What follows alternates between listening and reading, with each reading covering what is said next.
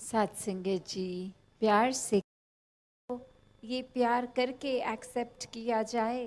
ये एक्सेप्टेंस, ये अपना लेना हर एक को। तो संतों ने तो हमेशा ऐसा ही सिखाया है कि पूरे संसार में सभी अपने हैं, हर कोई अपना परिवार ही वह, जो ये वासुदेव कुटुंबकम की भावना है कि कैसे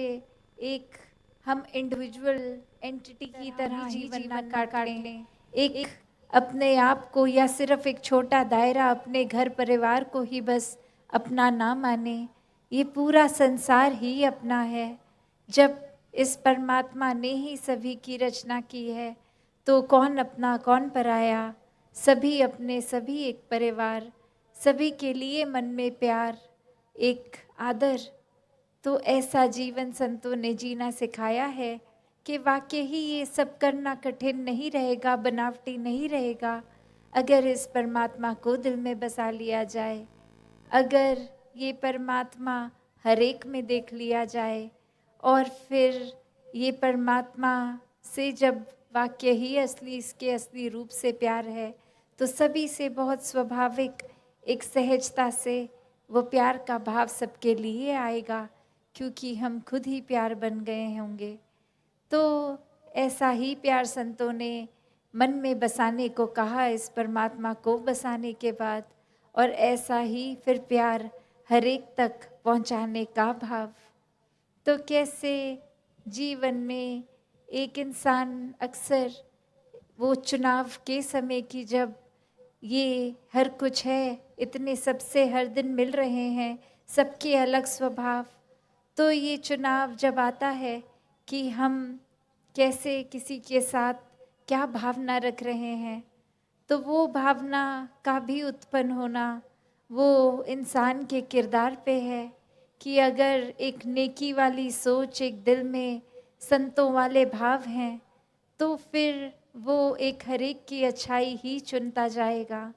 और वहीं अगर दूषित भाव हैं, एक अपने आप को ही सर्वश्रेष्ठ मानने वाले, तो फिर किसी और का एक जीवन में बढ़ना, तरक्की किसी की, वो भी एक हजम नहीं होती इंसान से। पूरी कोशिश रहती है कि कैसे इसको नीचा किया जाए, इसको पीछे खींचा जाए, खुद को आगे किया जाए। तो ऐसी ही एक कहानी कि कैसे दो मित्र, जो उनमें से एक देख नहीं सकता और एक चल नहीं सकता, और आपस में इतनी मित्रता गहरी कि ये एक बचपन से ही उनका आपस में तालमेल ऐसा बन गया कि वो एक दूसरे पे इतने डिपेंडेंट कि एक उसको जो देख नहीं सकता उसको समझा दिया जाता था कि ऐसा ये नज़ारा है या ये चीज़ ऐसी है, और उसको कह दिया जाता था कि कुछ अगर पानी का ग्लास है तो वो 6 कदम आगे जाके दे दो, पकड़ा दो, क्योंकि मैं नहीं चल सकता। तो ऐसा आपस में तालमेल कि एक बहुत ही आसान तरीके से जीवन इस तालमेल से जिया जा रहा था। और अब इतने सालों की दोस्ती के बावजूद एक मनमुटाव आ गया, किसी कारण से वो दोस्ती टूट गई, और अब वो दोनों जहाँ पहले एक दूसरे की भलाई के लिए अरदास करते थे कि अगर वो इंसान ठीक रहेगा तो मेरा भी कैसे एक स्मूथ फंक्शनिंग हो जाएगी पूरे दिन की, और अब वही भाव कि जो एक ऐसा दृष्टिकोण बन रहा है कि मेरा जो मित्र हुआ करता था वो मुझे समझता ही नहीं है, वो अगर तभी उसको समझ में आएगा कि कैसा जीवन मेरा कठिन है, जब वो बिल्कुल मेरे जैसा हो जाएगा। तो परमात्मा से यही अरदास उसके लिए शुरू हो गई कि उसके भी नेत्र की रोशनी जाए, और वहाँ वो दूसरा मित्र भी कह रहा है कि उसकी टांग में कोई तकलीफ हो जाए, वो भी ना चल सके। तो जब ऐसे भाव आ गए तो पहले कहाँ जो एक दूसरे के लिए उनकी भलाई के भाव थे, अब वही सिर्फ इस वजह से भाव बदल गए कि एक मन में दूरियां आ गईं, एक मन में जहाँ एक अनकंडीशनल लव था, वहाँ पे भी एक ऐसे भाव आ गए कि ये इंसान एक सुखी ना रह सके, इसके जीवन में और तकलीफ आती जाए। तो इंसानों की भी फितरत ऐसी ही होती है। जैसे एक शायर ने भी खूब कहा कि कौन रोता है किसी और की खातिर है दोस्त, सबको अपनी ही किसी बात पे रोना आया। कि ये खुदगर्ज बन गया है इंसान, बहुत सेल्फ सेंटर्ड, बहुत ही एक सेल्फिश, एक अभिमानी रूप ऐसा कि बस हम ही हम हैं और कोई संसार में है नहीं, और हमसे ज़्यादा कोई इम्पोर्टेंट नहीं, हमसे ज़्यादा अच्छा कोई नहीं, हमसे ज़्यादा एक विशेष कोई नहीं। तो ऐसे भाव जब बना ही लिए हैं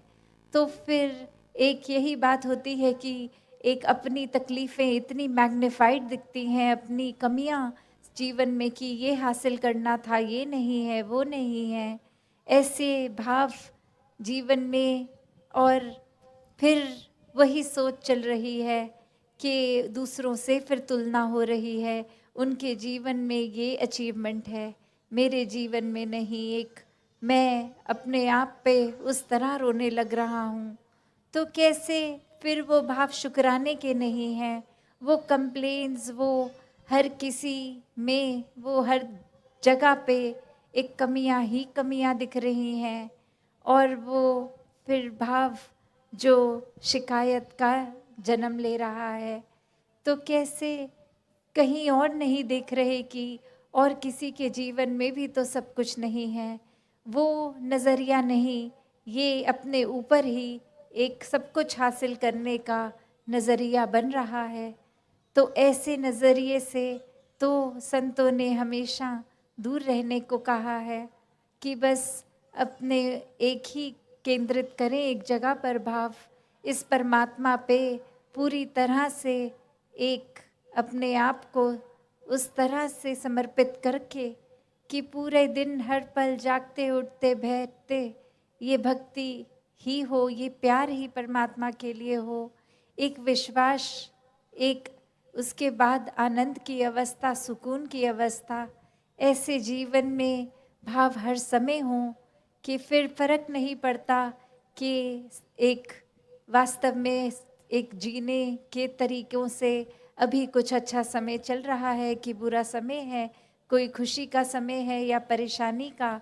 तब तो भक्त के मन के भाव बस फिर एक जैसे एक समान ही हर समय के हो जाते हैं कि ये भी एक खुशी का समय है तो भी परमात्मा का ही दिया है, और अगर कोई तकलीफ़, कोई कमी है भी तो भी ये परमात्मा का ही प्रसाद है। तो किसी भी समय में एक कोसना इस परमात्मा को नहीं कि बस सब चीज़ में, हर जगह में ये परमात्मा की कृपा है। ये हमारा एक छोटा नज़रिया जो हम कुछ समय तक का ही अपना एक सोच लेते हैं, पर ये परमात्मा तो इतना विशाल, इतना एक ब्रॉड माइंडेड, एक इतना बड़ा विजन इस परमात्मा का कि हर समय बस जो हमारे लिए बेहतर है वही करता जा रहा है। और हम फिर भी उसमें अपनी छोटी सोच से कमियां निकालते हैं कि परमात्मा ये ठीक से मेरे जीवन को नहीं चला पा रहा है, मेरे जीवन में मुझे काफ़ी कुछ हासिल करना था, एक इच्छाओं को पूरी नहीं कर पा रहा। तो ऐसे भाव फिर आ जाते हैं तो जीवन में वो फिर संतमति के अनुसार नहीं है, वो वाकई ही एक शुक्राने भाव से बहुत दूर है। तो किस तरह हर एक ने जहाँ ये देखा है कि संतों का दिल तो ऐसा होता है जो अपने लिए नहीं, दर्द किसी और का देखते हैं तो उसमें दुख होता है। वो एकदम मक्खन की तरह दिल कि थोड़ी सी आंच लगती है जैसे मक्खन को और वो पिघल जाता है। तो उसी प्रकार एक दिल इतना कोमल संतों का कि सिर्फ जीते जी कोई सांसारिक दुख तकलीफ तक ही कि ये दूर कैसे की जाए वो तो करते ही हैं, पर उससे ज़्यादा परोपकारी दिल संत ये भी रखते हैं कि हर एक की जो आत्मा की तकलीफ़ है उसको दूर किया जाए, ये आत्मा का मिलन परमात्मा से करवाया जाए। ये ब्रह्म ज्ञान की रोशनी हर किसी पे आए,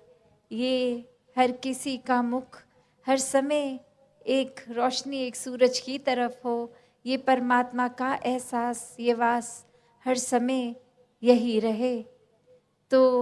ऐसा ही जीवन जीना संतों ने ना सिर्फ बोल के बल्कि जी के दिखलाया है, और ऐसा ही जीवन हम सब भी जी सकते हैं। फर्क बस इतना ही कि ये समय जो जीवन का है, जो इसको जीते जी इस समय में पूरी तरह से जी लेते हैं, ज्ञान लेकर एक वाक्य ही मनुष्य बन जाते हैं, एक वाक्य ही जीते जी भी अच्छे गुणों को अपना के हर पल काटते हैं। और वहीं जो इससे दूर रहते हैं वो फिर जीते जी भी पूरी तरह एक मुकम्मल इंसान नहीं बन पाते और फिर मुक्ति के हकदार भी नहीं रहते। तो हर समय ये परमात्मा ही हर चीज़ का सल्यूशन भी है, और ये कोई प्रायोरिटी में उस समय नहीं है परमात्मा का याद आना जब कुछ चाहिए या कोई तकलीफ़ है या कोई भय है। नहीं, ये तो हर समय नंबर 1 प्रायोरिटी है। ये निराकार, ये परमात्मा से मन एक इस तरह जुड़े कि सबसे पहला ख्याल ही इसी का हो। तो दासी और समय ना लेके इन्हीं शब्दों से आपसे आज्ञा लेगी। सत्संगत जी, धन्यवाद।